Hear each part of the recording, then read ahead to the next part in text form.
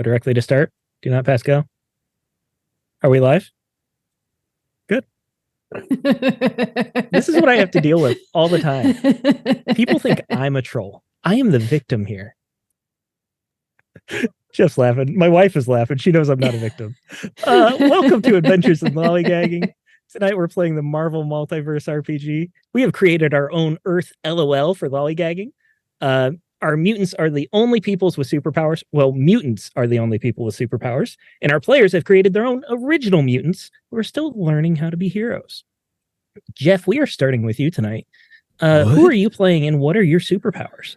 I'm playing Marshall Gloss, aka Stranglehold, and I am a well-trained martial artist, and I have elasticity and plasticity in my bones and tissue and muscles.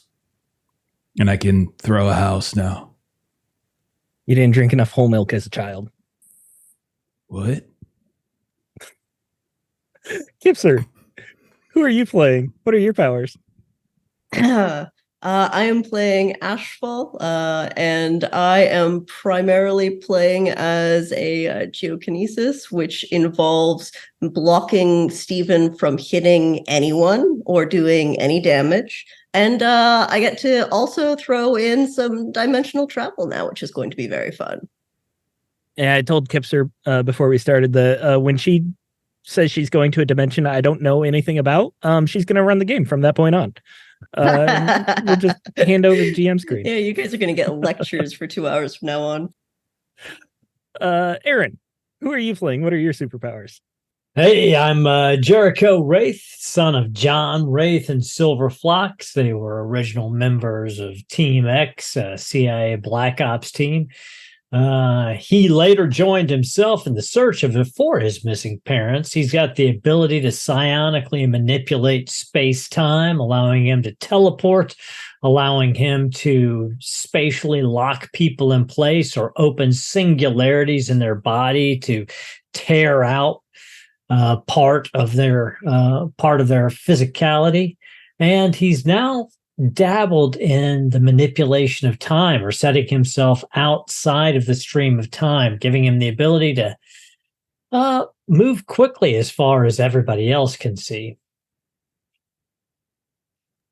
And then that brings us to Melissa. And before we get to Melissa, she has been telling us for weeks now that she is the true X-Men fan and that her backstory is going to have far more detail than Kipser's and Aaron's combined. Intricate. So that's why we saved her for last. Yeah. She's been bragging for so long. I just wanted to put it off. Melissa, what do you got for us? Who are you playing? What are your powers? And what is your backstory? So I'm playing Bijou, whose actual name is Ellen Humphreys.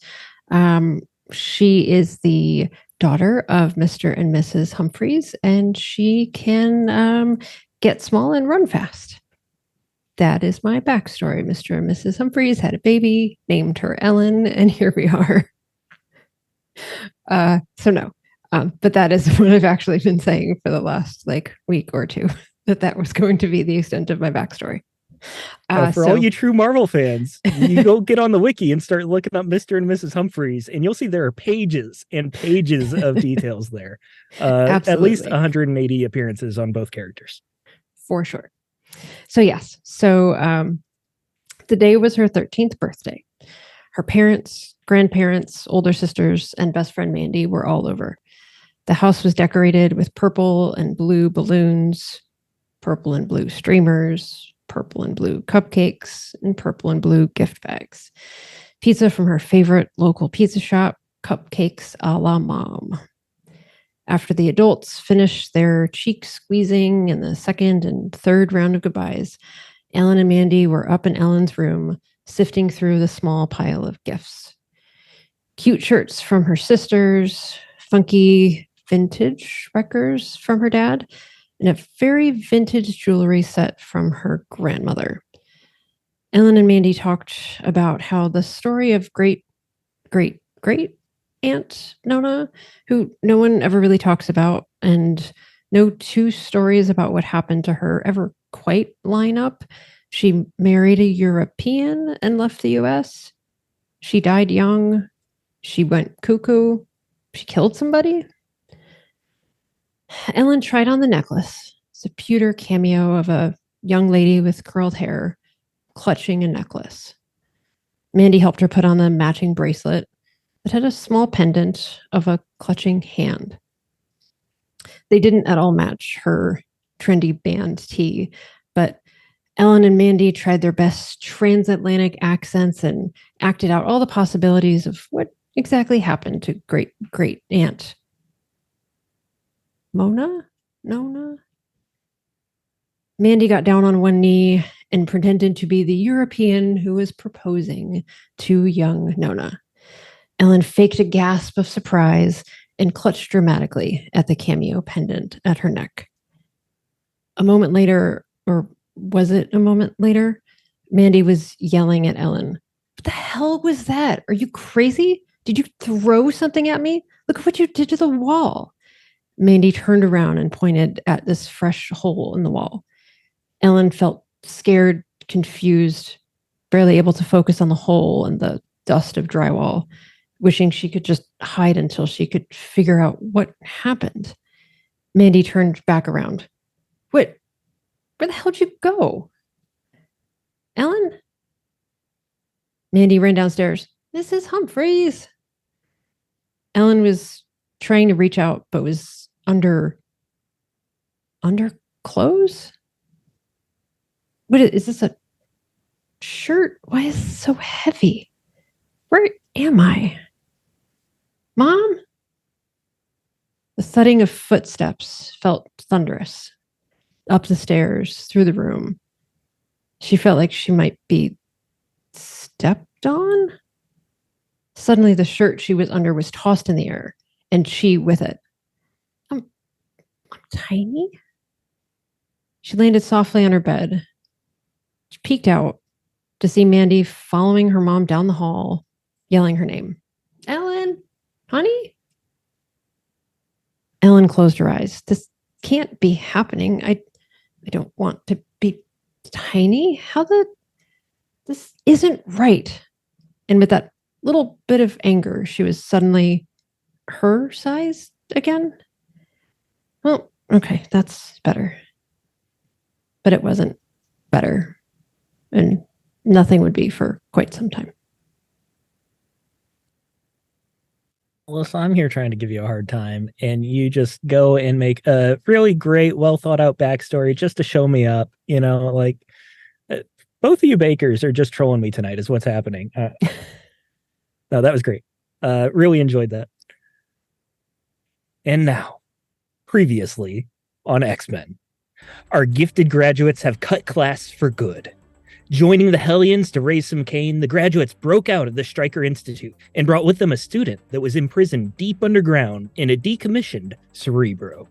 The young mutant, codename Elixir, has the power to manipulate a body's cellular activity, and he alone is able to cure their nano-sentinel infections.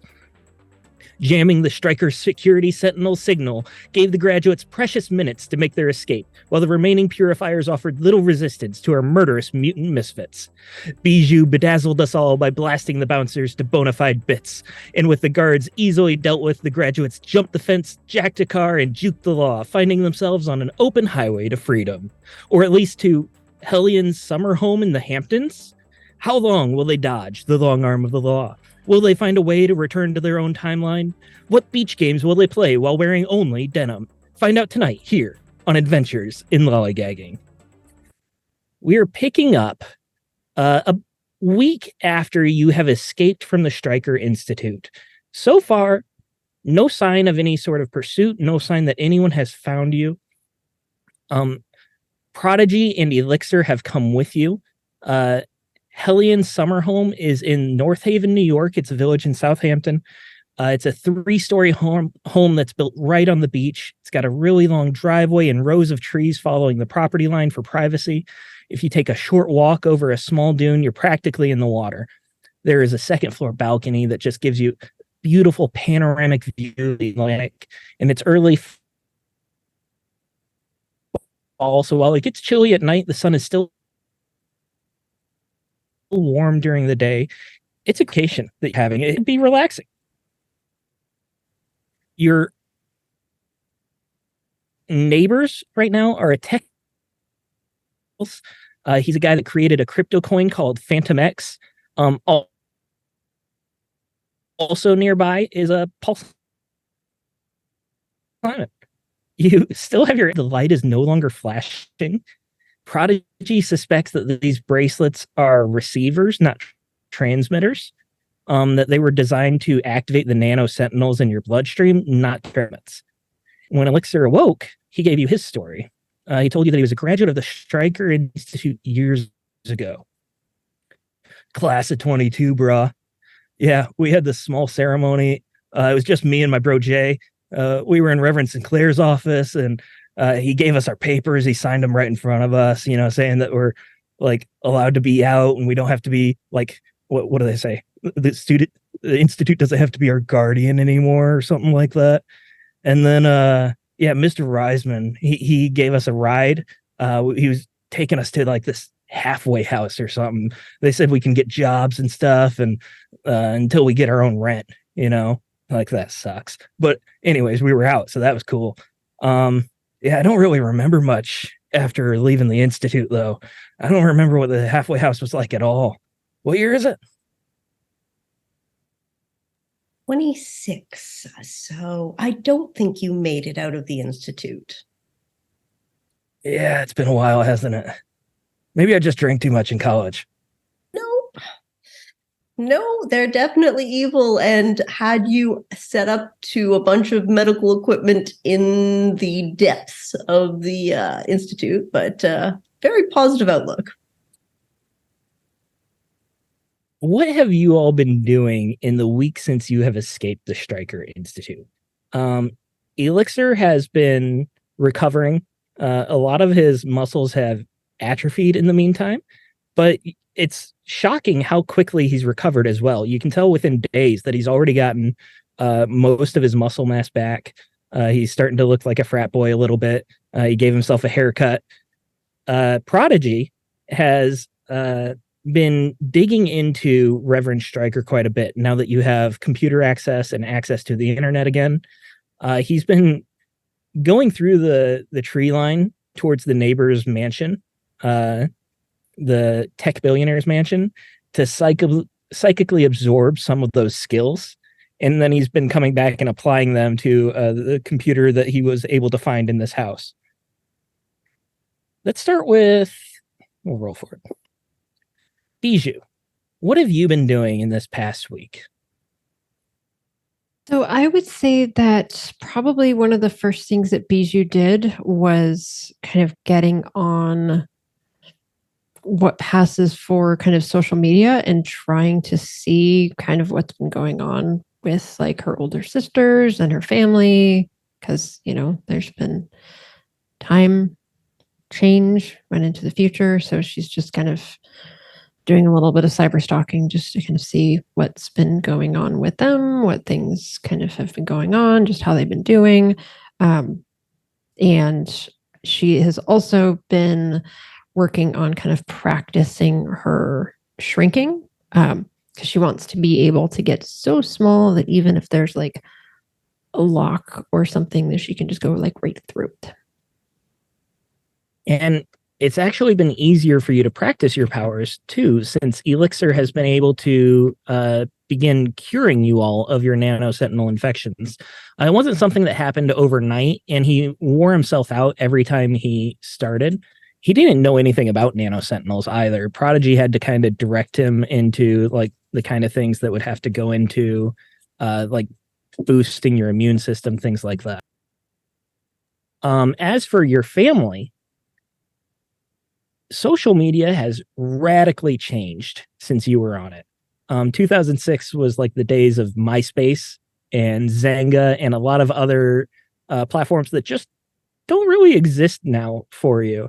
In 2026, you're going to some of these websites and some are active, some don't exist anymore. They direct you to other social media sites. And then there are new ones that you haven't heard of before as well. This website called X, which you thought it was an adult website, and then you found out it's actually social media. So weird. So, yeah. It's been an adjustment period for you. You can give me a logic test if you would like to see how well you're adjusting to it.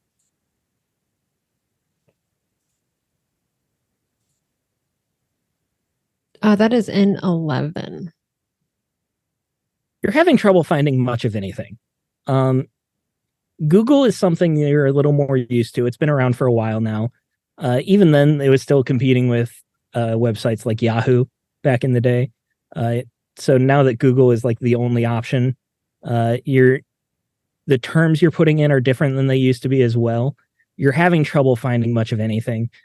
Even just Googling names, Humphreys isn't the most common name, but it's common enough that just trying to find the right page has been difficult. A lot of them, you find pages and pages of addresses, some that are your old address, but to get any more information, they're always asking for payment.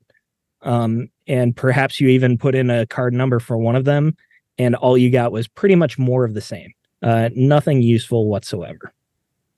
Thinking that maybe one or two of them might have like gotten married or something, and so it's just making it even more difficult to kind of track them down. So when she's failing at that, she will work on her shrinking and feel more successful. And you feel revitalized in a way. You didn't realize how much those nano sentinels were making you groggy and tired and exhausted, borderline cranky. Having them gone, it feels like you are finally over a bad flu. You're finally clear-headed, you have energy again, and your powers are just as honed as they were when you left the Xavier Institute. All right. Kipser, what has Luna been doing this past week?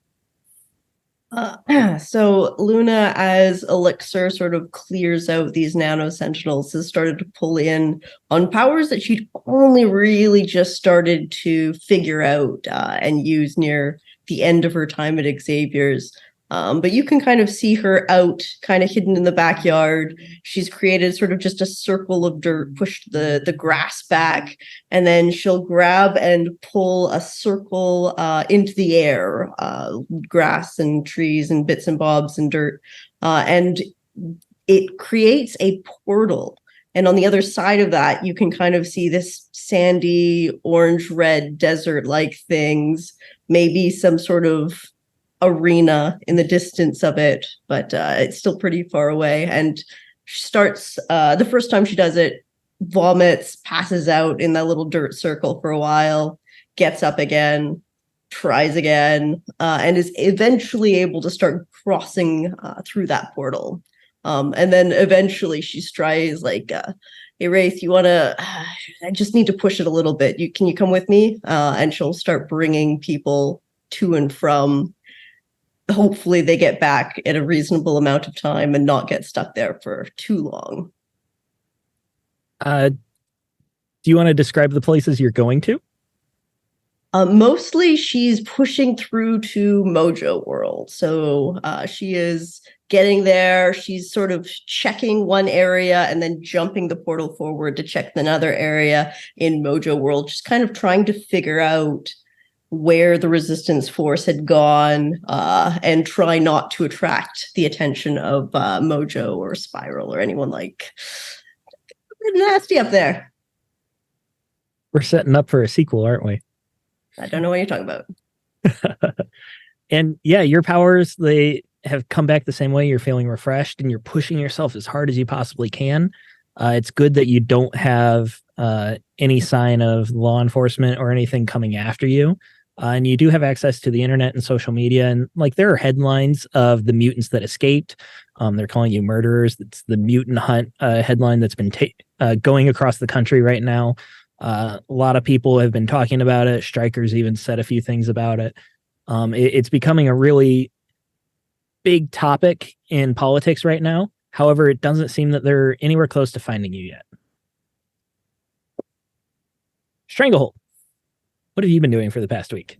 And if you have not played some sort of sport in the sand, I will be disappointed. Oh, no, dude. It's good. All right. So picture beach scene. Okay. Stranglehold and Elixir. We're in our, we're in like morning get up, short shorts. We got like, like tight muscle shirts that we found somewhere within like the the place we're staying. Bill Conti's Gonna Fly Now comes on, and suddenly it's just Rocky 3 training montage scene with Elixir and Stranglehold running up and down the beach. Stranglehold like constantly doing like some bench presses and stuff like that on the sand here and there, but he's not bench pressing with weights. He's bench pressing increasingly larger boats and such as he's just, and that's just the day. Nighttime comes, bonfire. We group up a bunch of people and we start playing football right there on the beach as the water's coming in, and like we're throwing deep passes, getting tackled into the ocean, and he's just like getting his strength back. He's getting stronger and stronger. He's getting faster again. And when he's doing these like running sequences, these training sequences, his legs get nice and tall, and he's get these big long strides as he actually starts to eventually outpace others that are running when he's always been kind of slow.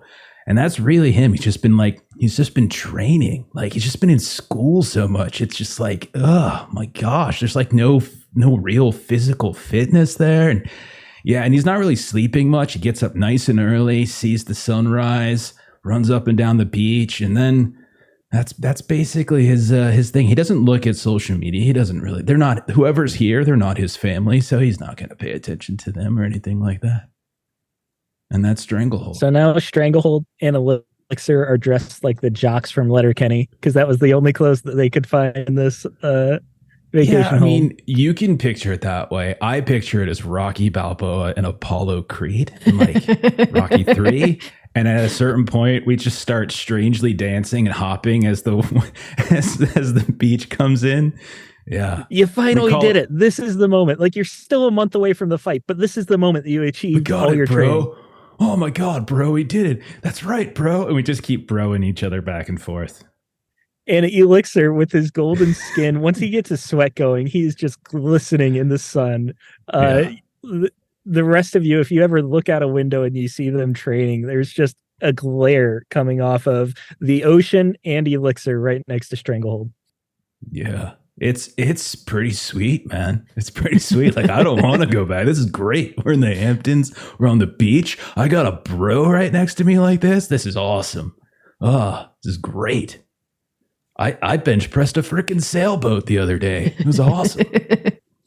You are throwing a party, a bonfire, and then a group of the locals come by to start harassing you and bullying you all, and they've got their dirt bikes and everything just to show how cool they are compared to you.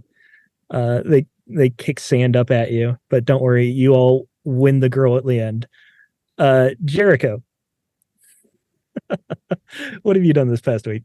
Jericho would be sleeping late into the day because he'll get up mid-morning and he's doing a similar thing. He's training. He's working on remembering how his body moves, and you see he's doing parkour training and jujitsu and gymnastics training, and he's moving faster and more fluidly as he kind of feels himself back into his skin. But as it gets later, he makes his way into the city. He's pushing his teleportation powers to the limits, making these multiple teleports. And then at night, he is working through the city, New York City, and he's trying to pick up information on what is really going on with the mutant underground. Are there Morlocks in this world? Do they still exist? Is there any kind of he's using his old skills that he learned in Team X to try to determine if there actually is some sort of resistance to the current anti-mutant regime. Yeah, let's go ahead and call that I'll take vigilance or logic. I'll go with vigilance because my logic... ego is supposed to be more charisma. So let's go vigilance or ego. I'll still go vigilance because it's a little bit better for me. 13. 13. Okay. You don't have many contacts here, so it's hard to get real information. You're mostly dealing with rumors. The easiest rumors to find are the kind that you find in like the tabloids and things like that. The Inquirer loves talking. I'm sorry, the Daily Bugle loves talking about the people that live in the sewers and the tunnels and how they're monstrous beings and things like that. The amount of journalistic quality going into this, it's equivalent to saying that there are alligators in the sewers. How much of that you can trust, you don't know. When it comes to actual effects of like a mutant resistance or anything like that, politically, there's no sign of it whatsoever. You do manage to pick up history of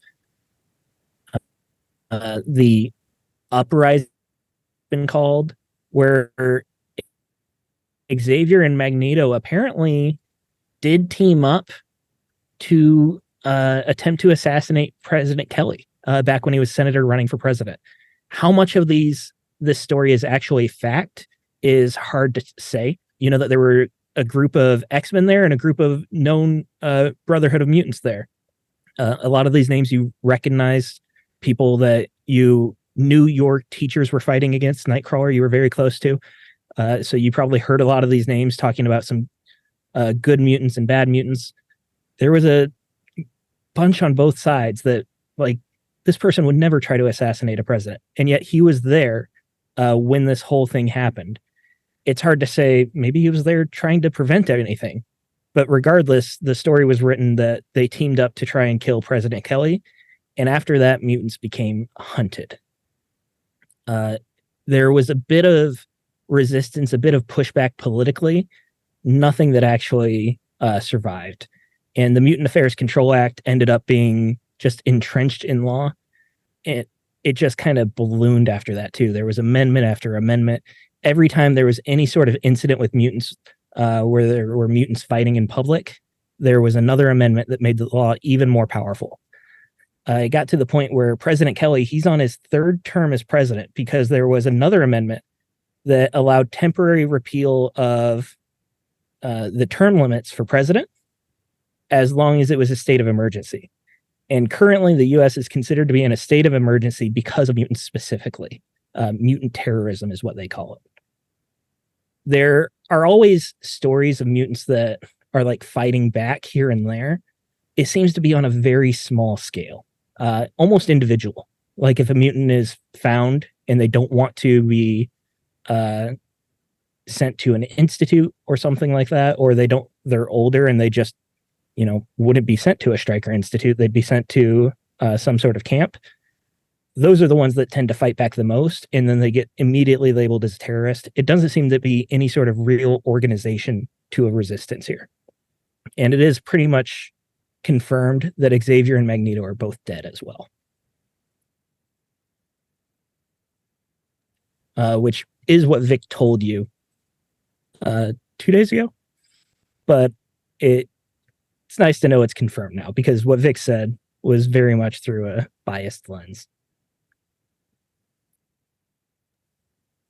So it has been about a week. You have spent time recovering. You're all up on karma, HP, focus, and all that. And you wake up one of the mornings. Wraith, you're probably just getting back from a late night out. You find that Prodigy has been cooking breakfast in the kitchen of this vacation home. You smell the eggs and bacon and toast. Smells great. You come out, you see Prodigy's very much awake as well. It looks like he's pulled an all-nighter too. And he starts, after you've all been served, you're all sitting around at the table, he starts going into what he's learned about Stryker. Stryker has a church called the Church of Human Potential, and they have a fleet of trucks and semis that ostensibly is logistics for rallies, as Stryker will tour almost year-round. His congregation is literally nationwide, and he streams all of his rallies as well. So even if you don't make it to the rally, there's a very big following that will watch every single week. The accounting for the logistics of these rallies is very suspicious. And no one would really notice this except maybe the IRS. But Prodigy was able to use some social engineering to get a password. He called pretending to be an employee, had a password reset, and he was able to start digging through files. And the budget for just their fleet of trucks and semis is about 10 to maybe even 15 times higher than what an entire logistic company's revenue would be. There is a massive amount of money just going into the small section of the Church of Human Potential's budget. And it's impossible to really know what it's going towards, but it can't just be trucks and semis. There has to be something else there.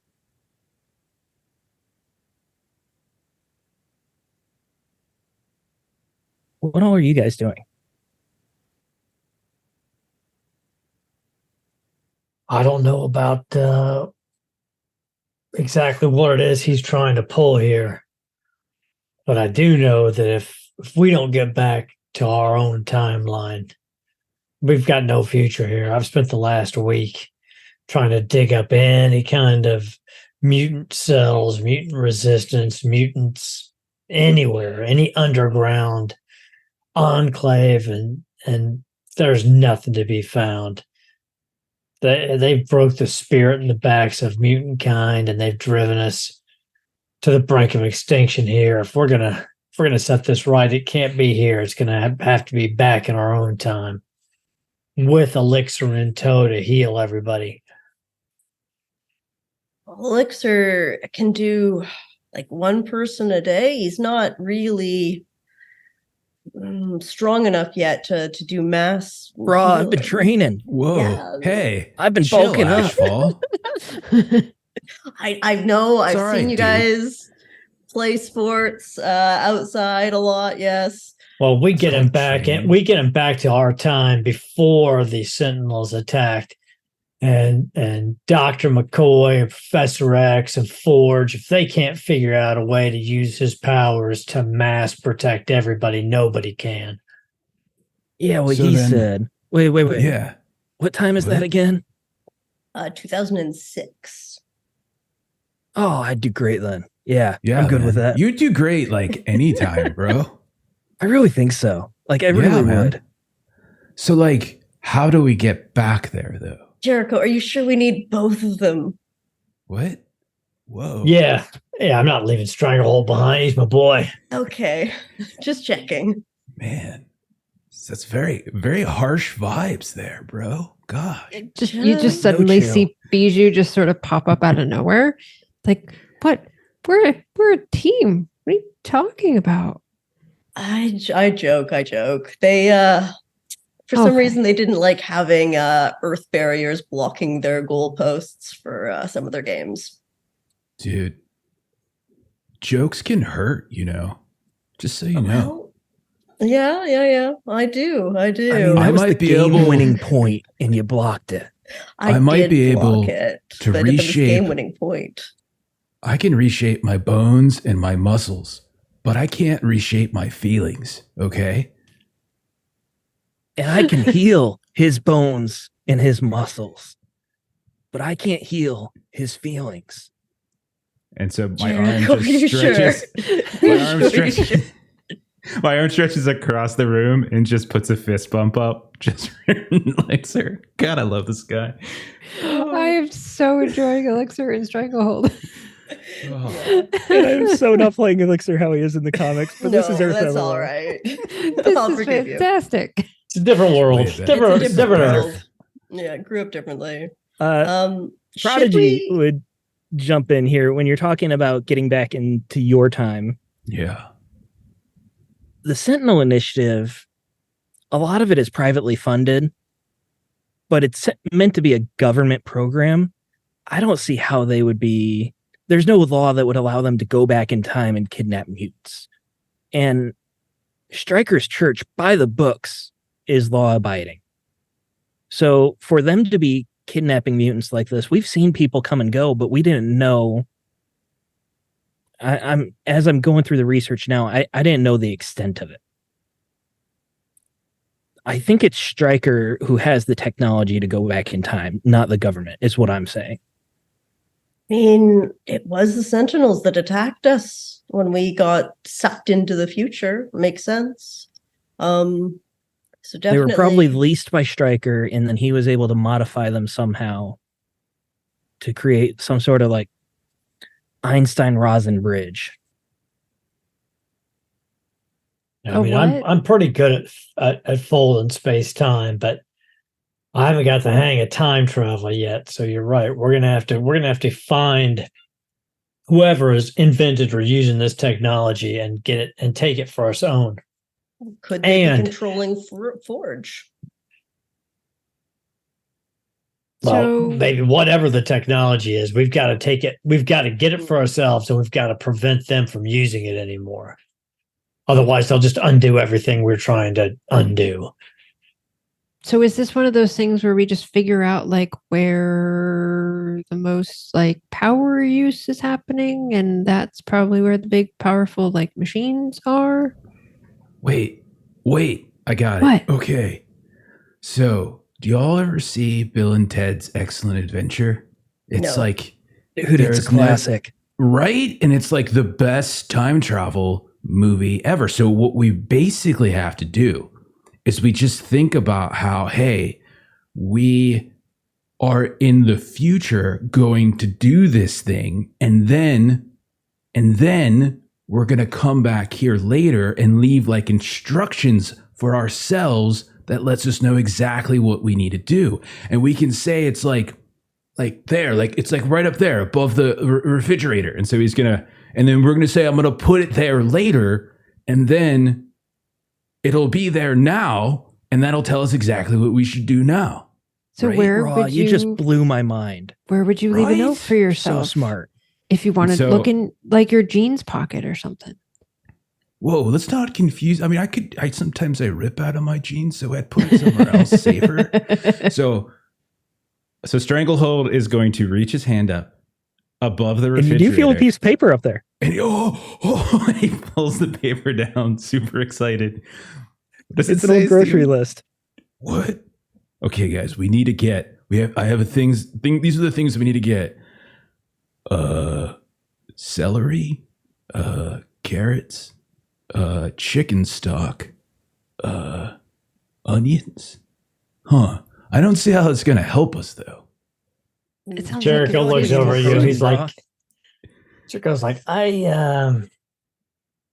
Marshall, you're something special, buddy. You are something special. But I think Thanks, bro.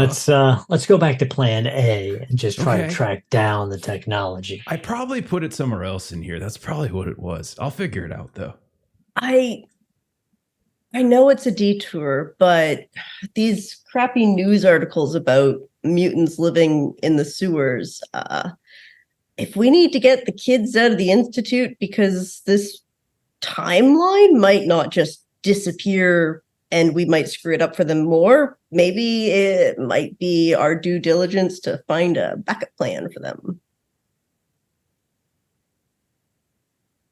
I don't know. I'm an old soldier, and I think we need to stick to our primary mission, and that's getting back. But I don't know if Prodigy thinks we need to somehow break out his friends, we can look into that. But we barely got out of there ourselves, and that's when they weren't expecting us to break out. I'm not sure how well we would do going back.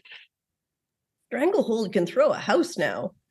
Yeah, Yeah. they've got Sentinels who can disintegrate Wolverine. So, That's true. Right. and I don't want to Okay. get reinfected by these nano Sentinels. So I guess what we need to do is we need to figure out like a target to strike against Stryker, right?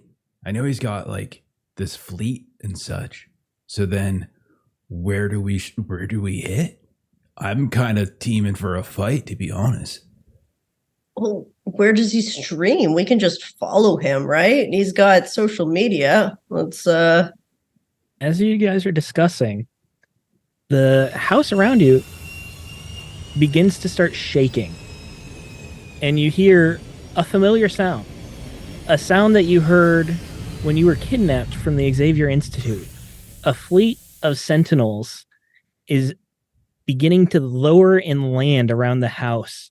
And then suddenly, one of them crashes through the roof in the kitchen with you all. There's a Sentinel leg that crushes down, and we are going into initiative here. Oh gosh. I had everyone pre-roll initiative ahead of time, so we are going to be able to get right into the combat here. There are at least 3 Sentinels currently nearby, one of which is in the kitchen with you. That's the one on the top left here. And Wraith, you got a fantastic result on your initiative, so you get to go first here with your own bonus round. One of the Sentinels got a fantastic result too, and they're going after you. Well, that's just rude. Is it the Sentinel that's in here with me? Yes, actually it is. All right. Hold on. I'm pulling up Foundry real quick. And for everybody at home, the reason I got a fantastic success on my initiative is because I took a new power.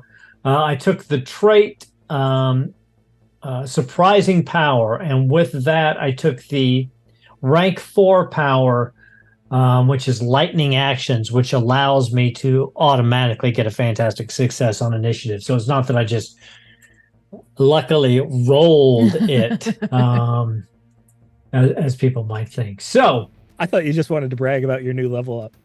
I did. I wanted to do that too. I wanted people to go, "Ooh, that's pretty cool." Wow, that's a badass power. He's a fancy boy. That's a fancy boy thing. But since I did get that, also that gives me 2 standard actions and 3 reactions. So for my first action, when I see this Sentinel land, what he does is he reaches out with his spatial senses, and he's going to lock this Sentinel in place spatially, which is flavoring a web casting attack. So that's a ranged attack. Range defense on this guy is 14. I got a 17 in total. I said 18. And it is a fantastic success. So not only is he paralyzed, but he's pinned. So he has to get a 20 on his melee check, and he has trouble on that when his round comes around. However, the important thing is that now his agility defense is 10. And I am going to use my ability to spatially tear people apart, which is my flavored Venom Blast with my second standard action, which I have an edge on against his now lowered agility defense. Aaron has been waiting for this moment. He I have. the whole combo ready in his head. I did. And since I've got an edge, I'm going to re-roll my Marvel die. Got an 18 in total against his agility defense of 10 for 30 points of damage. Ooh, buddy. Now describe this whole turn and what it looks like, the whole combo together. 30 points, that's a good chunk of damage, but he's still very much in the fight. But what more importantly that means is if you actually do damage with this attack, whoever you do damage to, and I keep forgetting about this, is stunned. So they lose their any concentration powers and can take no action until after my next turn. He doesn't have a reaction to use, so yeah, it's going through. Okay, so what it looks like is this thing appears, and you see for a second, it's almost like time slows for a second as Jericho pulls himself slightly out of phase with time to give himself more of an opportunity to react to what's going on. And then you see him reach out, and you see the Sentinel freeze in space, and then you see him just make a swiping motion, and you see parts of the you get a vision inside of the Sentinel as these micro singularities form and disappear inside of him, tearing pieces of his matter away from his body, stunning him. So now he's stunned, paralyzed, and pinned.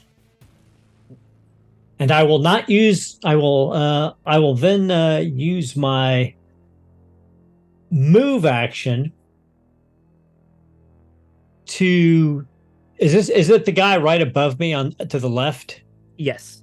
I will use my move action to blink. Oh, I picked everybody. Hold on. And he's the only one that's currently inside the house, literally inside the house. The other two have landed just outside. Okay. I will use my move action to teleport behind him, and I will keep my 3 reactions available. So I'm out of line this of is sight the for first anybody round if it crushes it. anyways. Yep. So the only other person that can go this round is the Sentinel that you just stunned. So he is losing his fantastic success turn here, and we are going back to the top of the round, which is you, Wraith, which means he is no longer stunned, and you've got your 2 actions and 3 reactions again. Okay. I will once again hit him. As I see him start to shudder and come back, I'll once again try to spatially lock him down with my first standard action. He is still locked down, isn't he? Yeah. That doesn't last. Yeah, but I'm resetting it so that he doesn't get an action. So he has to try to break out again this turn. Gotcha. Okay. And I got a 17, which I think That's a hit. hits. So his agility defense is down to 10. And I will use my flavored venom blast. I get a 21. I'm going to go ahead and leave that because that's a pretty good roll. I was going to re-roll the Marvel die, but I'm going to leave it as is for 30 more points of damage, and he's once again stunned. So now he's no longer pinned, but he is paralyzed and stunned. All right, you have not bloodied because he doesn't have blood. You've begun to just start shredding the armor off this guy. He's got one leg here, and entire armor plates have fallen off. One of them crashes through the kitchen table that all your friends are sitting around. There are sparks that are flying out here as the servos are pulling and grinding, trying to get out of this temporal anomaly. But all it does is just crush the gears. The more he struggles, the more the gravity pulls. And you see that there are cables and wires that are just pulling apart here as this thing is just almost destroying itself because of your abilities locking it down. And then that brings us to Bijou, unless you had something else, Wraith. Nope, I'm just gonna hold I'm gonna hold all my reactions at this point. No, I take that back. I am setting up a blink barrage with my movement action. So he's just doing these quick burst teleports around the Sentinel and around the house so that nobody can easily track him. But I will save my my reactions. Okay. Bijou, you're at the table with your friends. You see this guy here. Also, I should have told you guys that if you want to use Prodigy, you can get Edge on a roll. One of you can use Prodigy each round. If you want to use Elixir, you can spend your whole action hanging out with Elixir, and he will heal you as if you spent a point of karma. Nice. I'm not taking damage anyway. Okay. I'm setting up for the rest of the campaign here. All right. Bijou, so you see this one in the kitchen being destroyed. You look out at these panoramic view glass windows that are still vibrating from the power of these engines in the air and the chaos happening. And you see 2 more Sentinels, and they have these massive dock shoes on their feet and these sweaters around their shoulders. They're just the most posh looking Sentinels that you've ever seen. Nice. Well, Bijou is going to do sniping as an action, and she is going to. So I'm imagining that they are the people who like wear their sunglasses in that like really annoying way. And so that's they've got built-in visors that have actually been pulled out and they twist it around exactly that way. Yes. So that's going to be the target of her sniping, which sniping really only does anything if you get a fantastic success. So I'm going to take an audience edge to help me try to do a good job with this. And if you want a second edge, you can describe how Prodigy is helping you here. Distracting or helping you do the trajectory, lining up the math. That would give you another edge if you want to. I'll leave him for somebody else. Thank you, though. And then I need to.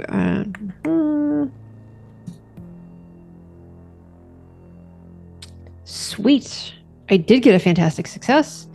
So now we have fun with math again. So the Marvel die acts as okay. So the Marvel die counts as a 6. Yep, and you get triple damage because you're sniping. So all of the math that's currently done here says 58 because that's 6 times 4. Yeah, that sounds right. plus 5 times 2. 58. And then I believe with the fantastic success with sniping, does it say you add your weapon's ability or element or anything to it? Or is that something else? It says on a fantastic success, the enemy takes triple damage instead of regular Okay, so it doesn't add damage. your element. 58 is still a lot. Almost as much damage as Jericho did with 2 turns. So that's impressive. That is one good roll. Go ahead and for that. describe how this blast is happening. Here's that this guy, the sand dunes outside the house. What's it look like? So Bijou is kind of like watching everything that was happening with Jericho, and she was like going to kind of shoot at that one and then kind of shrugs because like her help is not needed. So then she's going to kind of turn her attention to the other one. And she just kind of takes a look at them, and like there was the initial shock, and then there's just sort of the like eye roll of like, we've been practicing, we're going to be better. And so she's just aiming straight for like headshot. And that's what she's going to do. So she's going to do her, kind of like in the backstory where she, kind of clasps the bracelet and clasps the cameo necklace. And you just see kind of that shot right at his head. And the shot goes through perfectly. The sentinel next to it, the one that has not been hit, raises up one of those hands, and the energy blasts just start pouring through this house, just breaking through glass. Splinters of wood are flying everywhere. Furniture is exploding next to you. And it appears that he was aiming for the gold person with you all, but he was a little bit off, and it was headed towards Stranglehold instead. Oh, no. Yeah, about that. What? You gonna try to hit one of us? You're going to do it? Do it. Yeah, I'll do it. I'll use my reaction to activate Elemental Sphere, which uses 10 focus because it's based on my Elemental Protection, which is now at level 2, which means you have to get at least 20 damage to have it actually break. And it creates, essentially what you see is suddenly we're pulling sand in from the beach, and it's creating a sphere of a dust storm that pushes out, and you can kind of see it going and creating little bubbles around people, and this large bubble in the space pushing out anything, including perhaps the foot of the other sentinel that is close to us, and blocking any incoming damage. And what is the defense on that? 20. You need. Oh, sorry. No, that's the I need to damage. do an ego check, and you need to do a agility defense for unwanted characters in the enclosed space. If you're talking about the sentinel. So he would not be in your enclosed space. Okay. So you're not pushing him out. You're just keeping yourselves in. So you don't need to worry about that. Attacks against the sphere are against the character's ego the defense. character's ego defense. Okay. Yes. So Stranglehold, what is your ego defense? I think it's this- my ego defense. Oh. Yes. This Luna, isn't gonna like what is your trap ego? stranglehold in there, is it? 16. No, it's okay. it is dust and air and everything swirling around, but you can see my control is good enough that you guys can move within the space without being impeded. All right. Ego defense 16. That's perfect because I rolled an 11. I technically rolled a 7. I got to add 4. So we're all good. This is the demiplane roller happening for me too. It's not even my dice. The luck is consistent everywhere. So these blasts are just pouring through the house, destroying everything but what it's trying to hit. Just stormtrooper accuracy here. Luna, your shield is coming up. It is still there defending you all because it did not do any damage. So it has not collapsed.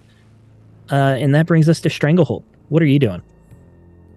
All right, so One thing I just want to point out to the sentinel that is currently paralyzed, you automatically succeed on close combat attacks. Just throwing that out there, in case anybody was unaware. Yeah, but I have an idea. Okay, He wants to throw a house. He wants to throw a sentinel. I feel like I could throw a Sentinel. That's not my idea, but like I feel like I could. However, so Strangle is just going, whoa, kind of looking at all this stuff kind of floating around him. And there's the one that Ashfall was putting that shield up is the one that Wraith hadn't kind of locked down, right? It's the one that hadn't. Okay. I am going to then try grappling technique. So I'm going to be like, oh, you messed with the wrong bros, dude. And then I'm just going to try to grapple him. So I'm just going to like kind of wrap my arms around. So that's just going to be a basic close attack. No big thing. No big deal. Melee defense 14 here. Sure. And you all see Stranglehold. This glass is shattering. Energy blasts are going past you all. And he just runs right towards all this chaos that's being blown in. He goes out on the balcony, and the Sentinel is right on the other side there. And how do you roll? I rolled a 20. So my arms just wrap around it. Oh, dude, this was the wrong play, man. This is my bro's freaking place of this is my bro's abode as he wraps his domicile, right? And so he's gonna wrap it up, squeeze, and do 42 points of damage. And you are grabbed. Then, as my reaction, I'm just going to keep extending, and I'm going to start coiling around him. Ugh. And like you can see that Charlie starts creeping out from his side, and now like these two snakes, we're just going to start wrapping up and up. As I'm going to use one of my new abilities, Coiling Crush. And so I'm going to make another attack. So this is going to be... You get to make 2 attacks now too? This is a reaction. That I can use once he's the trigger being character grabs an enemy, you grab from my grappling technique. That is also a success. I'm going to I'm going to re-roll that thingy since I have my edge. And see how that goes. Okay, and I got a marvel on my re-roll, so it's a fantastic success. Ooh. So I move, and so me and Charlie, like DNA strands, start wrapping up, and we just flex and squeeze for 84 points of damage. Wow. And he's also paralyzed. Oh, we're not going to get to that point. So after the 42, he had 78 left. So go ahead and describe it here. Wow. So as Stranglehold and Charlie wrap up, and the whole time it's like, wrong, this bad move, dude. I'm sorry. I don't mean to do this to you. I like your sweater. And then as we both squeeze, and there's this moment on like the backside of the Sentinel where like Charlie's face and Stranglehold's face kind of look at one another, and for like a moment, like there's life in Charlie's eyes, and I think that just infuriates Stranglehold even more, and we just pop it in pieces, and you just see the head pop off, the arm pop off, like an action figure from the 80s, just being ripped apart by force, and he just kind of collapses to the ground at that point. Whoa. That's the end of your turn? Hang on. Yes. So Melissa was trolling me in the chat saying, we'll let you know when it's your turn again. And that's funny because it technically is my turn again, but this guy is paralyzed and stunned and X amount of other things. But see, that's why I wanted to go for the other guy. Because like he's paralyzed. I think I either could A, take this guy out, or B, also paralyze him. And so that was the idea. Makes sense. But yeah. I have a third Sentinel, and he's going now. Is he running? Should he do a he should be running or something? No. This is the one that was hit pretty hard by Bijou, though, and he will also be just blasting through this house here. You still need to beat a 16. Oh, I'm gonna beat it. Ego, yeah. Mm-hmm. And then you have to do at least 20 damage to actually break through, and even then it's not going to actually do damage to us. Just FYI. So first of all, I got a marvel on my die. All right. So I rolled a 17. All right. Which beats it. And Double I get damage. 68 damage here to your shield, which is just dissipated, and then none of that actually rolls over to you. Yep. But 68 damage, that's pretty good That's for me. really That good. is Good good. job destroying my shield. We I heard deserve some props for that that. there was 68 damage headed our way. Yeah. That would have a lot of put me damage. down. If it had hit me, that would have put me down. Yeah, you know, How like, do you? It's I okay, I'll have make more sure health nobody than you gets it. do. Because my I only resilience have is only health. 2. Me too.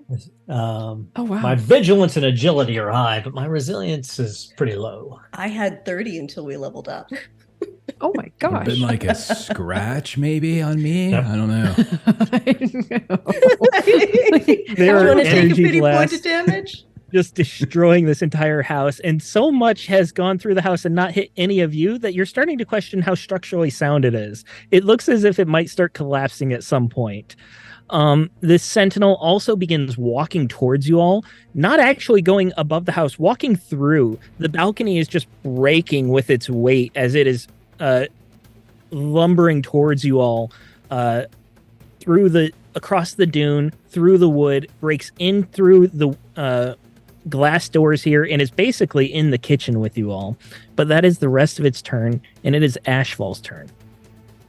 You know, I don't really like this one is walking around and the other one is locked down and the other one is destroyed. So let's just lock this one down as well. So I'm going to, I've been practicing and I had that box, but the lid was missing. But now I've figured out how to make a box with a lid, aka elemental prison. And it can be 5 spaces times my rank, so 15 spaces. That's pretty big. And I'm just gonna lock them in a prison of dirt. Sentinel is pretty big too, but I think 15 spaces will get you most of it. So yeah, you can definitely like create a prison. If anything, there will be like a block or two that's open, but it won't matter because it'll be like where his feet are looking. You can't shoot out there, that type of thing. So you're gonna be able to create this prison around him. Okay, so essentially what happens is when the elemental prison is formed, the character makes an ego check and compares the results against the agility defense of the target inside the enclosed space. So I need your agility defense. Okay, 14. And I am going to do the ego check. Is that an ego attack or just a normal ego ability? I believe it counts as an ego check, and then if you get a Okay. fantastic success, it counts as an attack where you do damage. Okay. That might be a different ability that I'm remembering though. How about, oh, lovely. I got a fantastic 612. So that is a resulting 20. How's your agility defense there, Stephen? It's 14. It's still 14. Okay. Yep. Yeah. On a fantastic success for the prison, imprisoned people suffer full damage. So it does do damage on a fantastic only. Yes, so I will now roll. I got 48 damage, I should say, with my fantastic. And the effects of earth as an element just means you're moving at half speed. So it's not, you're already on top of us, but you're in a prison now. So you're not moving anyway. This house is further getting destroyed with this thing coming. Do you guys think we should maybe step outside? And the Sentinel is trying to still lumber forward. Its intelligence just telling it to move through any obstacle. And you're using your abilities to create this prison. And it takes a lot of mental strain for you here to hold this prison as this massive creature of metal is pushing and pushing, but it's not able to move any further. And it's really just tearing itself apart as well. The metal plates are being separated and bent and damaged. One of its limbs, it just completely gets torn. It's still hanging there by a few cables, but there's no more servos connecting it to move. It's still able to fight, but it's looking very, very damaged. That's the end of your turn. But as you're looking out, you're thinking about moving outside. That's when you hear even more engines. You get closer to the window and you look up and you see that there is almost a fleet of these sentinels coming in. Over a dozen, maybe 2 dozen, just flying towards you all right now. You see them over the water right now, headed your direction. That brings us back up to Wraith. Do we stay and fight or do we run? That sounds like a lot. It's a lot of people. Are they they're in the air right now? Yeah. So the sentinels that are they sentinels flying in, or are they like They're planes sentinels, flying? just like the Okay. ones that you're fighting. Okay. I was gonna say I'll just pick up the sentinel and throw it at the planes, but You could pick up the sentinel, throw So it at how- the other sentinels. yeah. So how many is it gonna be? That's what I was gonna do on my next turn. But how many? So it's like a dozen. It looks more? like they're flying in a couple waves. The first one has about a dozen, and then there are more even past that. It'll be at least a minute or two before more come in, but they're on the horizon. Can we The get first away? ones you could absolutely throw to. Yeah. So like, can we actually get away from them? They have a freaking plane. Sort of. I mean, they could hurt us pretty bad. If they come in Yeah, waves yeah. of 3, we could handle them. But if they come in all at once, that might hurt a bit. Right now, other than your dimensional travel and your teleporting, your mode of transportation is a red H3 Hummer.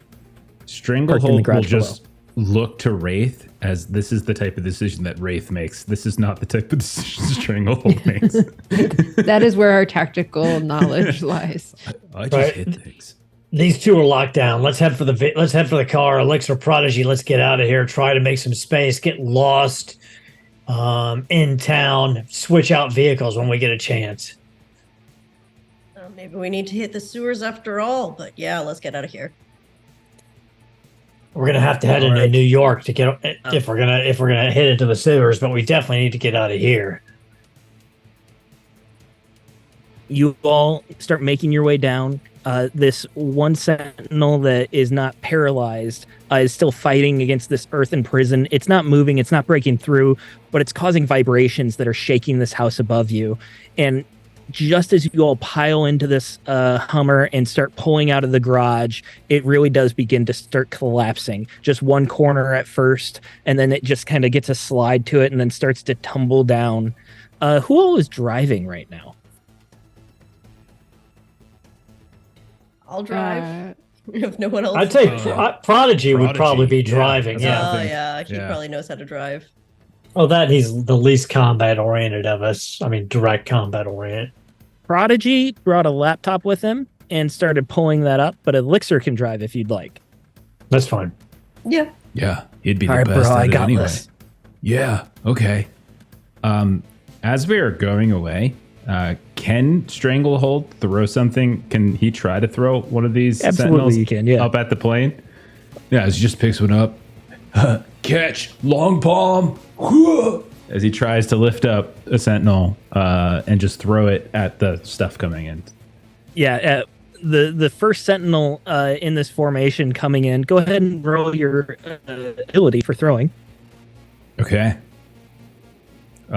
Sure. So hang on. I'm gonna use my.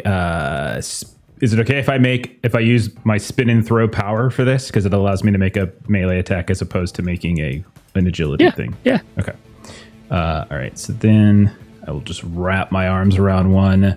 I'll kind of do like a hammer throw thing as I'm spinning with it, and then I'll just kind of hurl it. So let me roll. So Stranglehold climbs up into the ruins of this house to get the one that is locked down by the temporal anomaly. And Wraith, just as he grabs onto it and gets a tight hold, you drop your concentration, allowing it to move again. And he just starts doing the hammer throw, like he said, and it's just going around and around. And then it builds up momentum. 17. And 17 hits. Their agility defense is 14. Okay. What's your damage there? 30. 30. These two Pretty sentinels, ho-hum roll, by the way. It's pretty. I'm not particularly proud of it. it's no 68 like I rolled. It's no 84. The sentinel, it strikes true though. It goes flying, and it's moments before it actually hits because it's such a distance, and you're watching, you're like, oh, the lineup is good. You know, when you throw and you just feel like this is the one, this is going to hit. You felt that immediately, like you got this. And Stay it's a on moving target. Stay moving on target. target. And then they just collide. The metal goes flying. There's a little miniature explosion. The Sentinel that was coming in was completely undamaged by battle, but it still begins falling out of the air as a result of this massive weight hitting it, and they both fall into the ocean below. Unfortunately, there's still the formation of other Sentinels behind. Sure. The rest of you are piled into the Hummer now. You've got a door open for Stranglehold, who stretches his way in, and you just hit the highway. You see him as he's coming, he starts running, and you see his legs grow until they're like stilt sized, and he actually moves much faster than any of you have ever seen him move. It's just, and he latches on and he pulls himself the rest of the way into the Hummer. Nice shot there, Stranglehold. Yeah, touchdown, bro. Touchdown indeed. All right, and you are making your way through the island of North Haven. It's a small island. It only takes a few minutes to drive all the way across, and you're driving pretty fast right now. Every time he takes one of those turns, it feels like a country road where it's narrow streets and they're curves to the road. They're just 2 lanes. There's not that much traffic. This is just a subdivision type area for very rich people. And every time there's a curve in the road, you all go flying towards one side because Elixir's driving so fast. Oh, sorry, guys. I haven't driven in a few years, you know? And he just keeps going. I want a vigilance check from Wraith here.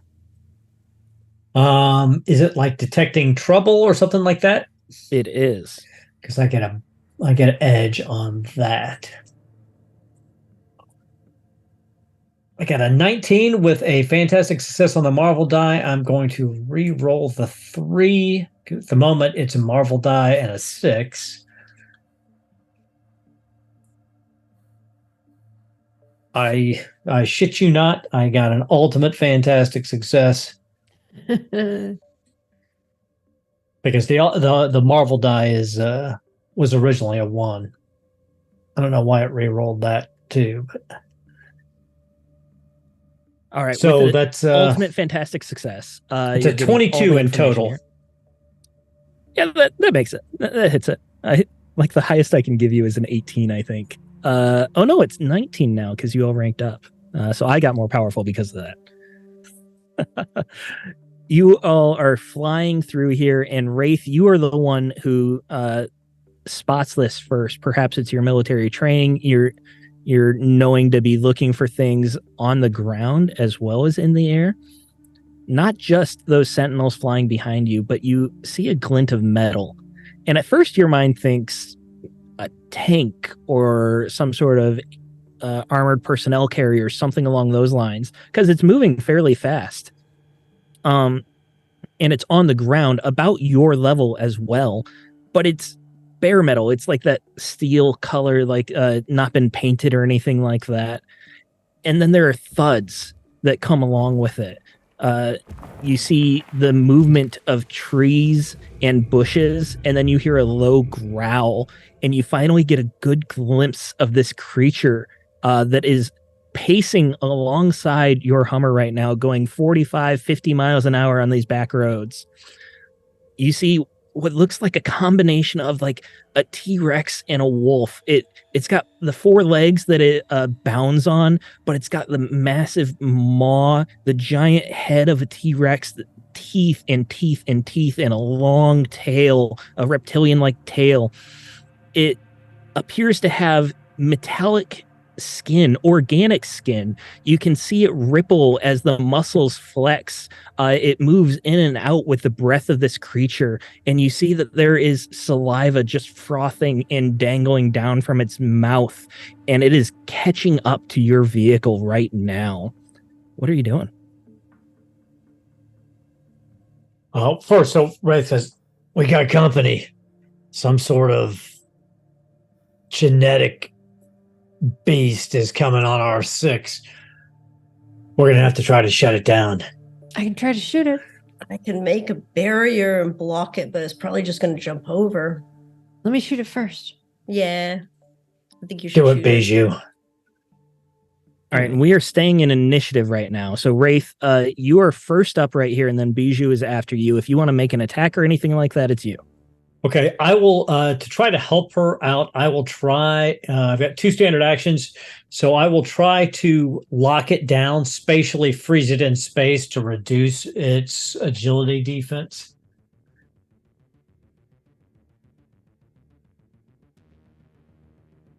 I can also just put it in a prison block as well. I remember my new That is ability. a 17 in total against its agility defense. Not a particularly good roll. I kid you not, you needed an 18.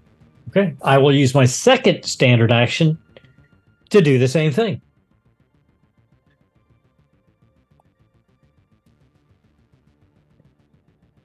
And I get an 18. 18. Okay. Still not a very good roll, but at first, your ability that you never miss with this, but something about this creature, it's got incredible weight to it and momentum, and it's so fast, incredibly fast, that you can't lock in. With the second attempt, you're able to, though. Go ahead and read that ability to me again, or what's the name of the ability?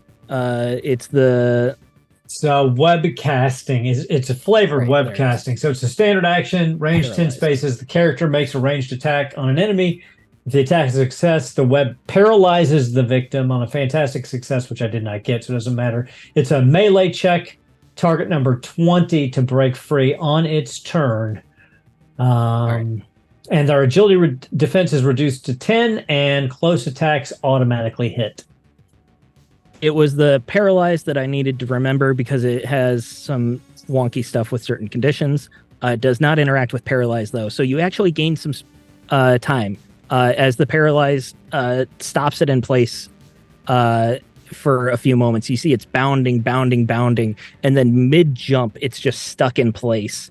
And you can see it begin thrashing and pulling and wrenching at itself, digging at its own flesh, trying to grab what it thinks is grabbing it. It's got this bestial primal intelligence that doesn't quite comprehend what's happening to it, and it's just trying desperately to free itself. Hit it now and hit it hard, everyone, while it's stuck. That brings us to Bijou. And what I will do for Bijou, if you would like, I'm going to use one of my 3 reactions because of my spatial senses are so good. I kind of direct. I point you to a specific spot. I say, fire now and fire there, and give you an edge on the attack. Cool. That's the help reaction. So I'm thinking about doing suppressive fire.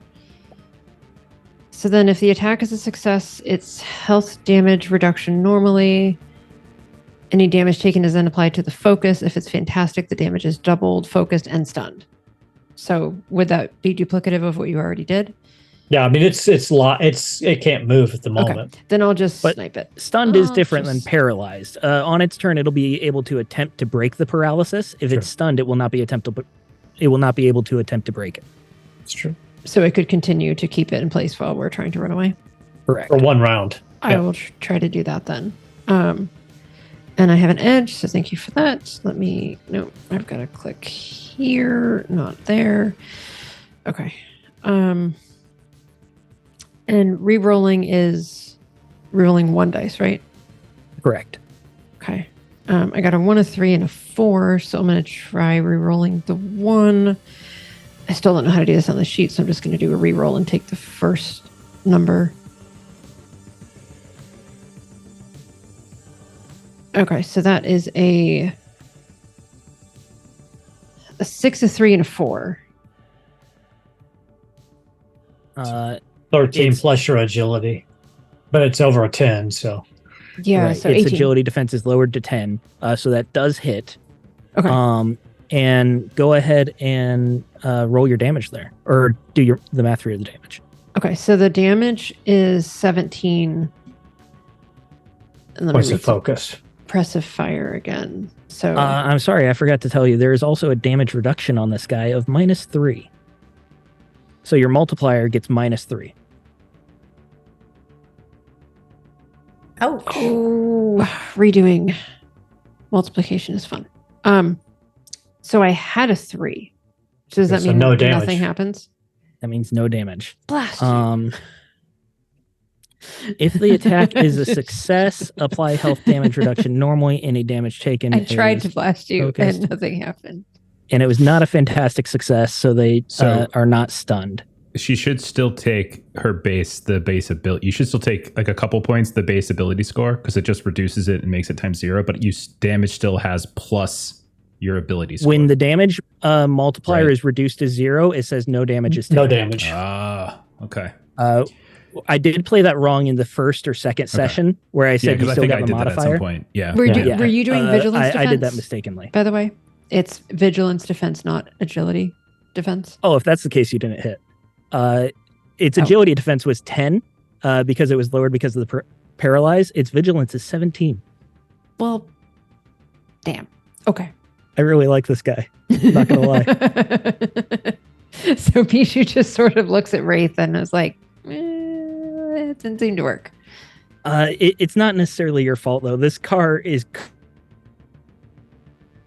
I'm trying to Oh, no. aim at a thing that doesn't Mhm. want me to aim at it. So, And obviously it's armored and has some kind of weird shit. yeah. Yeah. And I could have improved my shooting, I suppose, instead of trying to improve my shrinking so all your the way down other- to 4.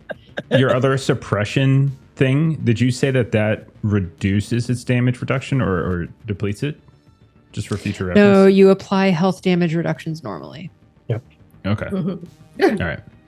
So Okay. it's just that damage taken goes to focus, and then if it's fantastic, it's doubled and focus and stunned. All right, we are back. Sorry about that. Jeff just decided to kick me for some reason. He was a real jerk about it. This is entirely his fault. It's not mine at all. I don't take blame for anything. That is my MO. We are picking up right where I left off with cutting off Bijou's attack. You were attacking this creature. You blasted at it.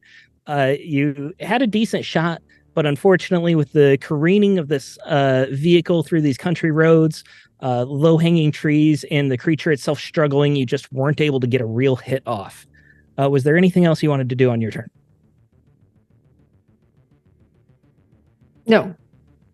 Okay. That brings us to Stranglehold. Okay. And you are gaining speed away from this thing with each round as well. So can I leap out at it? I want to. Why wouldn't you? Because that's what he does. There's a sunroof too to make it super easy. Okay, sweet. So I just leap out, kind of tumble, and then instead of like landing, you just see spindly legs come out. And like my body's here, and you would think the natural parabola would bring him back down, but that's not what it is. Just the legs come out. And he closes the distance. And yeah, he just wants to start. He wants to bang with this guy, just be like, bad doggy. And he's going to attempt to doing his classic grappling technique.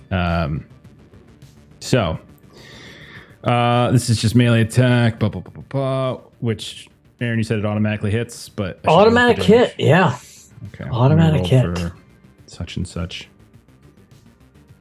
Okay, so let me do my.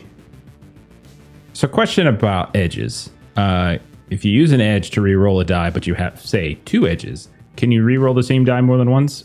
Yes, you can. Okay, cool. So I can try to. Got it.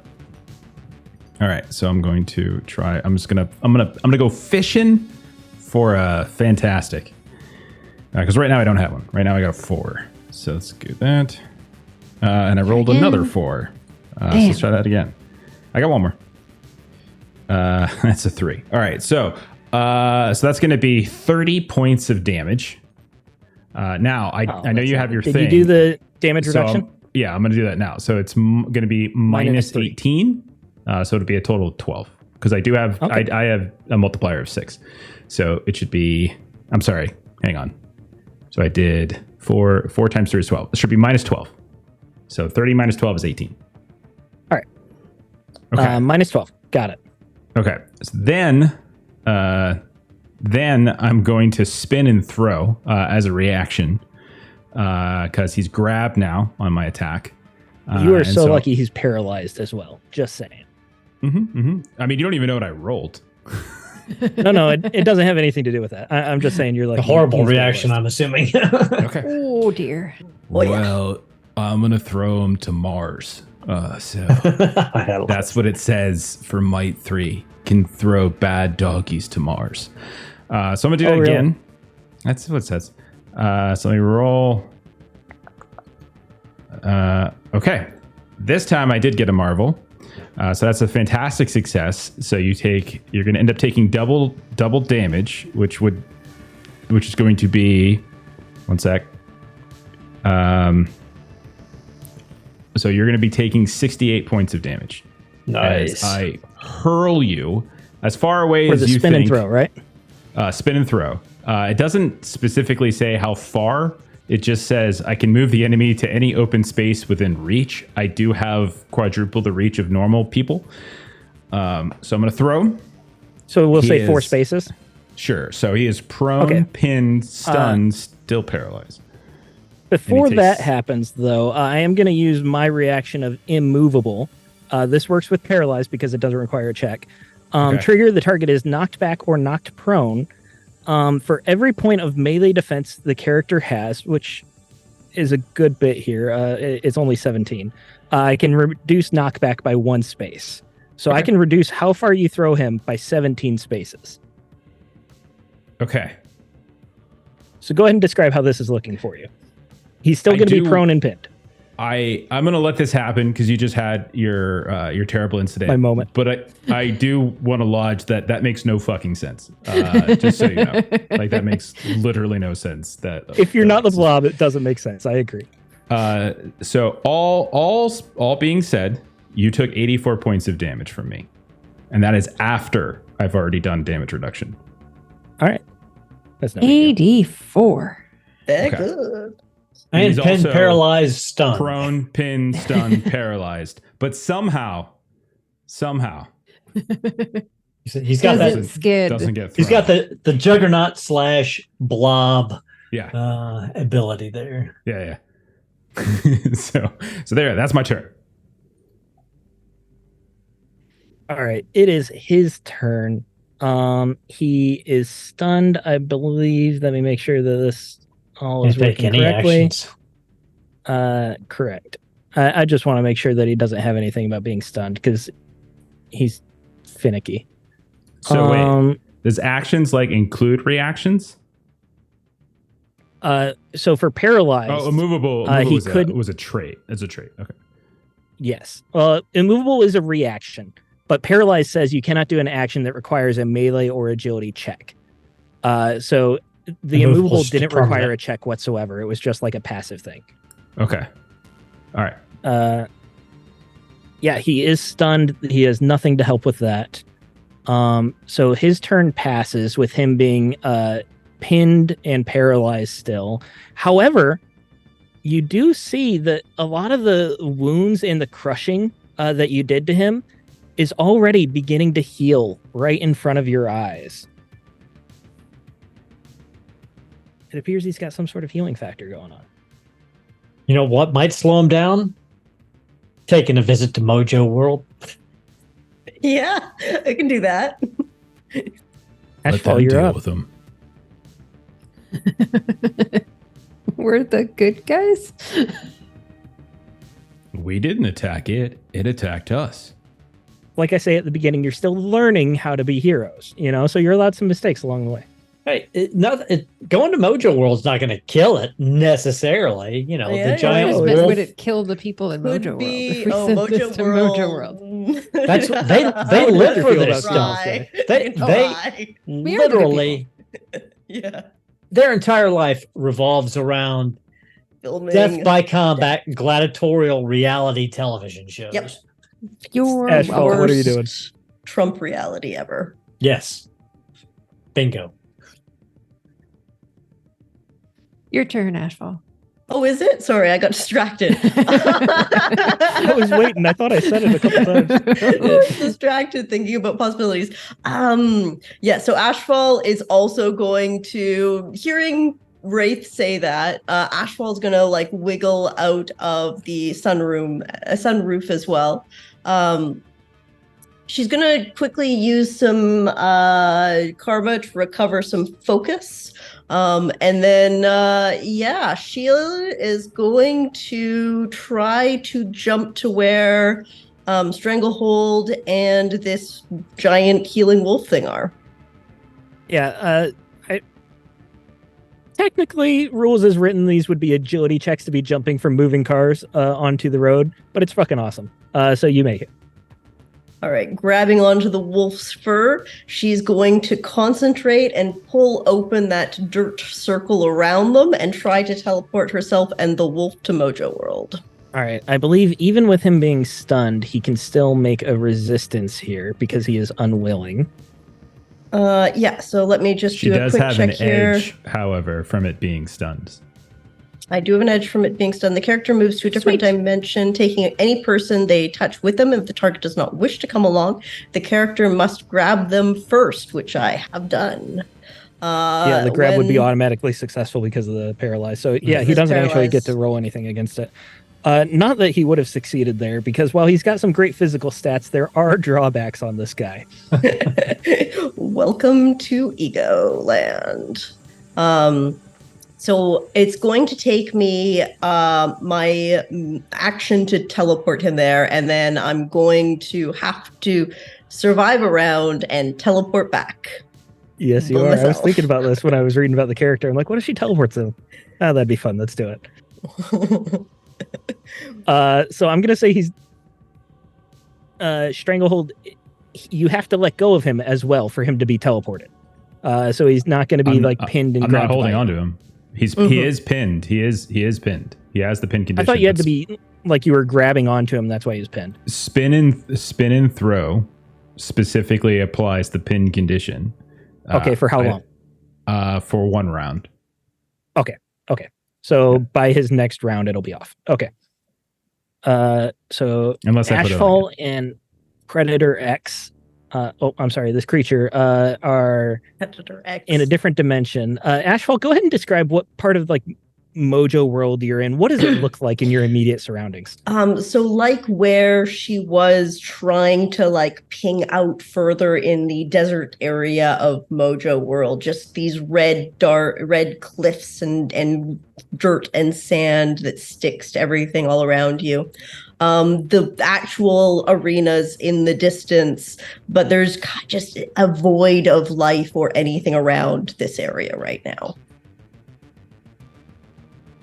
All right. And you are there, just the two of you facing off. He is stunned, Yes. pinned down, still sort of paralyzed. Actually, the paralyzed would travel with it, I think. Rules as written. There's no reason it would drop off unless Wraith dropped his concentration, which I doubt he'll do. It's your turn. Ashfall and this creature have just disappeared in front of you. Is there anything you'd like to do, Wraith? Wraith just cocks a half smile, gives the finger gun to Ashfall's little circle and says, "That's a mighty handy trick. You got to admit that, Stranglehold. That's a mighty handy trick." Yeah. I think we're almost back to firing on full cylinders again. Yeah, that was he's a heavy dude. Like really low center of gravity You on that seriously guy. chucked him though. I mean, damn. Now, you were talking. This Wraith, is not you have just your head me. out a window as Stranglehold's on the road and Elixir is still driving away. Bro, I'm screwing back. bro, I'll just stop. Yeah. Slow down, Elixir, because I want to place some money on this, on whether or not we think Ashfall's coming back in one piece or not, because that thing looked mean as hell. Bijou, is there anything you'd like to be doing?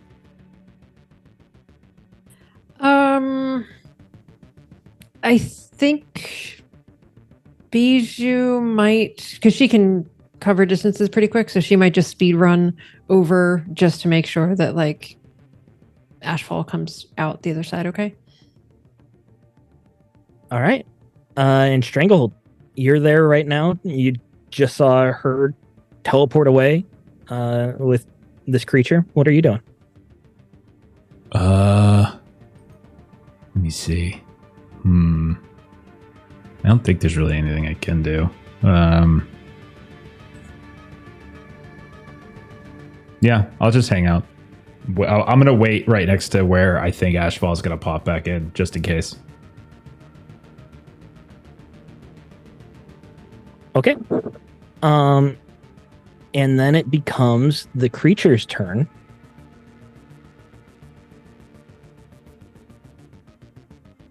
Sorry, I'm looking at all these character sheets, jumped to the wrong one.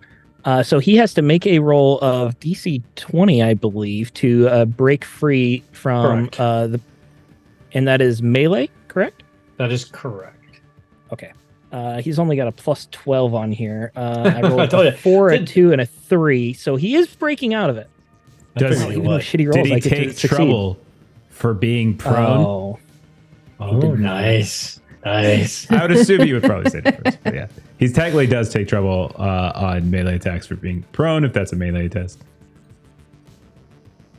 this could be, if I get a 2 or a 1, he's not going to break it. I got a 5. So the 4 stands. It's a 21. So you see this creature come to its senses and let out a massive roar out of anger and frustration.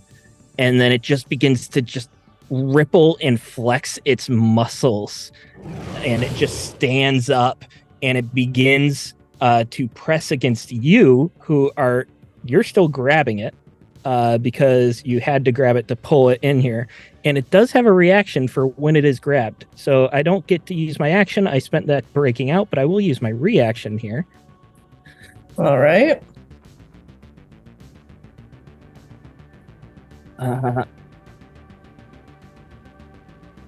You know what? No, I'm sorry. I misread that. I don't get a reaction. That is for when it has grabbed a target, not for when it is grabbed. It says the target is grabbed as the trigger. So, okay. So it breaks free and it is just staring down at you. Its claw pulls back up to go at you, but it's your turn now. See ya. And the portal opens around my feet again as I just fall straight through into where I left off, which probably means the cars are either driven past me, hopefully, or all still there. If you go right back where you were, Bijou and Stranglehold are still standing there. They were waiting on you. I am back Elixir there. has parked the car 10th of a mile up, and Wraith has his head poking out watching you. So yeah, you see me tumble out of a portal into, I guess, Stranglehold is ready to catch you. So I fuck. All right. There's Except just like Stranglehold fumbles, but Charlie gets you. So you're no. Oh, this is Good old Charlie. Oh no. Charlie. We got you. We got you. All right, yeah, I'm a bit nauseous. You see like a bloody nose from just the strain of doing this teleportation still. And when that portal opened, you all heard the roar of that beast coming through, and then it closed, and then the sound of silence, as Paul Simon Some would luck. say. It's about to do a lot of destruction.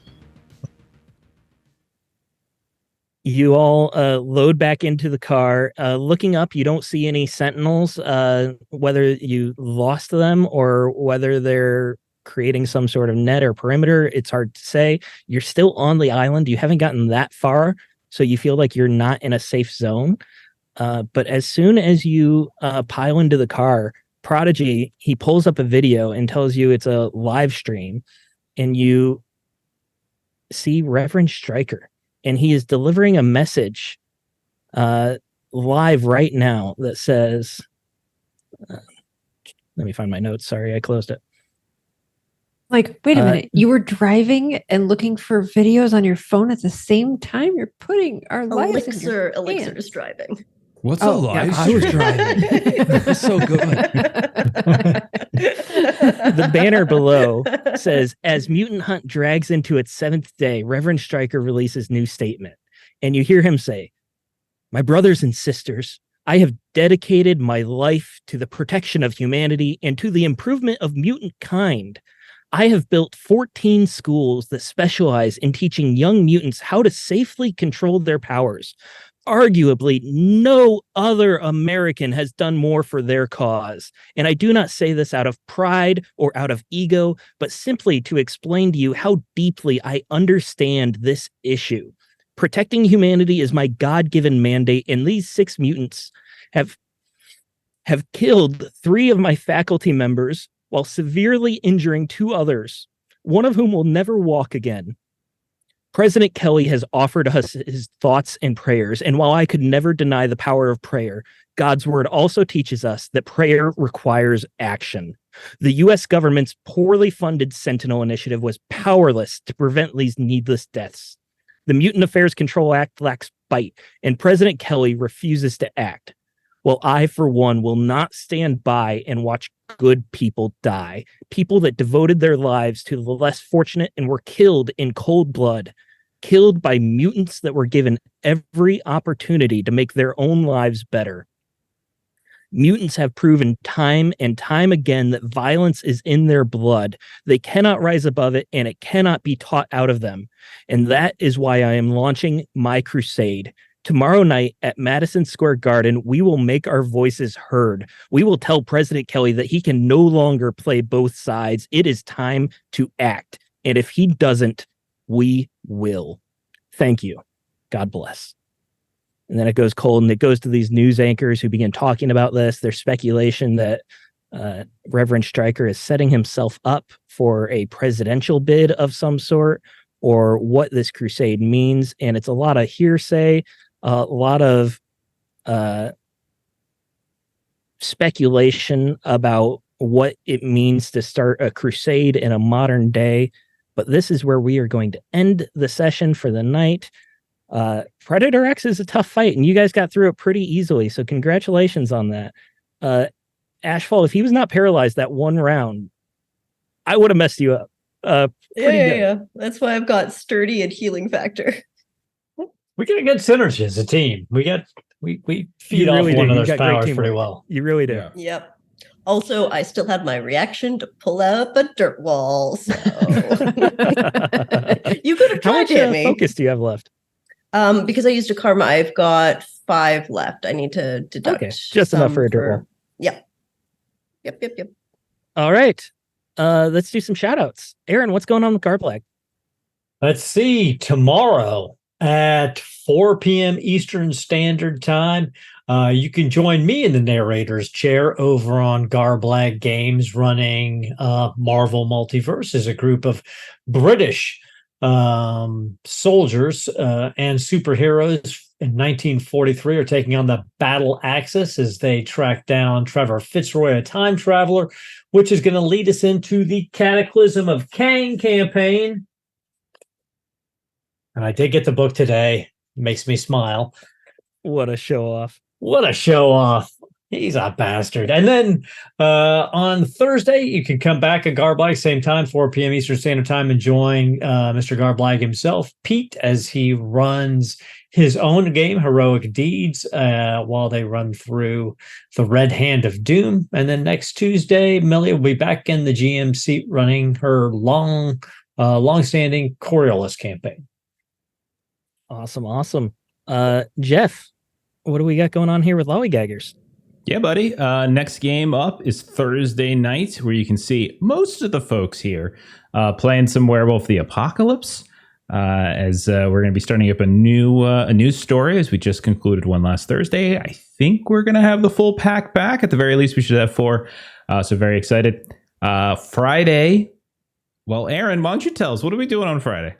So Friday, we're going to be jumping back into the grim, dark future of Warhammer 40K. You'll actually get to meet our crew of troubleshooters working for the rogue trader Veronius' dynasty in the Gilead system as they solve problems. And thanks to our viewers a couple of weeks ago on Twitch, their first mission that we're going to use to get a feel for the rules and a feel for the Foundry is they're going to be taking on a Chaos Space Hulk with some gravimetric problems. So I may get to murder half the party on our training session.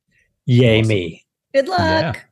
Awesome. I have so many ideas for characters, so it's it's cool. That's how I feel whenever like I end up dying in one of your campaigns. It's like I'm good. Well, I got speaking of that, Steven, Saturday, we decided Saturday. It kind of dawned on us that like we could just play Delta Green on Saturday this week because we were like, oh, we don't want to like because Thanksgiving was going to kind of throw us off our schedule, but we're like, let's just play this weekend, and that's what we're going to do because my tray's out of town or something on Saturday, so the rest of us are going to actually play our Delta Green session on Saturday this week. Not sure what that has to do with characters dying though. I don't know what you're referring to here. I've got an idea. You literally got like 30 people, 40 people killed. And so we'll see what happens with Steven's character. Yeah. If you haven't watched the last episode yet, check out YouTube and see what happened. Yeah. Bit of a cliffhanger. A little bit. Just a wee bit. Those are fun. Then on Monday, we will be back to Fragged Empire. Fun space sci-fi game in the vein of Mass Effect that we've been playing the past month or so. It's really, really fun. So come check that out. Otherwise, on Tuesday, we'll be back here. And as Melissa already said, check out the YouTube page, Adventures in Lollygagging. Subscribe over there. Follow here over on Twitch. All that kind of good stuff. And yeah, there we go. Anything else, Steven? Any other words of wisdom? Yeah, one word of wisdom. One bit of wisdom with many words is when you do subscribe on YouTube, make sure you click on that little bell too, so you get notifications when a new video comes up. Okay, very nice, very nice. You're doing the whole YouTube thing. Like you got nailing it down. That's great. What can I say? I'm a supporter of the channel. You know, I'm dedicated. I'm one of us. Yeah. Adventures in Lollygagging. All right. Go ahead and follow the raid we just put up for Happy Jack's RPG. Have a good night, everybody. Thanks for hanging out. Good night.